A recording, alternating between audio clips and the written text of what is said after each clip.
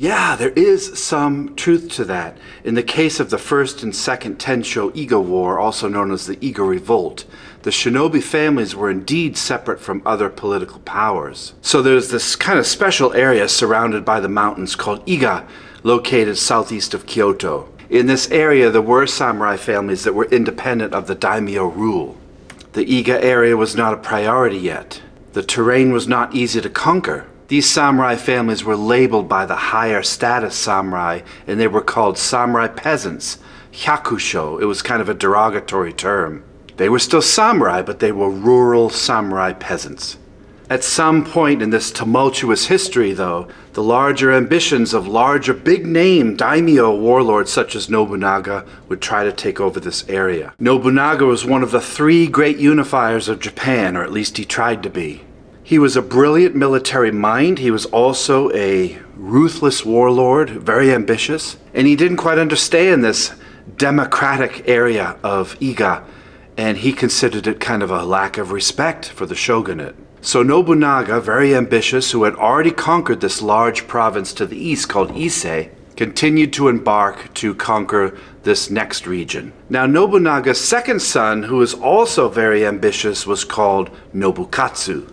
Nobukatsu, who tried to find favor with his father, tried to conquer this region in 1579. Well, the way Iga is set up, it's surrounded by mountains and there are passes, thin passes that you have to go through. Nobukatsu brought 8,000 troops into this region to conquer it easily. He was mistaken. The shinobi forces with their intelligence gathering learned of his coming. The Iga forces were very smart samurai. They used the landscape and guerrilla tactics in order to win over Nobukatsu.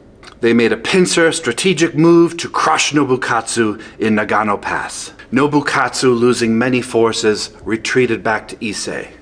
This was an embarrassing defeat which really angered his father, Nobunaga. So 2 years later, in 1581, Nobunaga was at the height of his power. He was in charge of all the lower land around Iga. So he assembled all the soldiers, all the samurai, all the families around, some 42,000 troops, to head into Iga and crush the society in this revolt. He even recruited Koga ninja to assist him.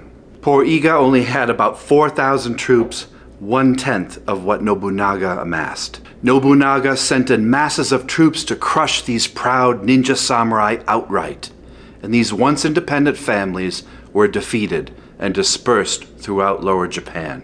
Nobunaga died later in 1582 in Kyoto, where his retainer ambushed him and forced him to commit seppuku.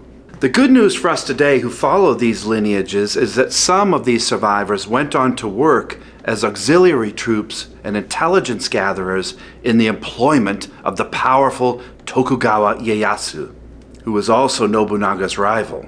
In 1603, things finally settled down, a time of peace for now. Ieyasu builds up more and more power, and the 100-year-old Sengoku period of warring states kind of stops. This new age is known as the Tokugawa era, or what we know as the Edo period. At this time, the role of these remaining samurai, these igamono, with all of these handy samurai and shinobi skills of survival, took on a whole new role in this fascinating history of Japan. And this heroic ideal of these samurai warriors standing up to the shogunate and the government is still attractive to many of us today.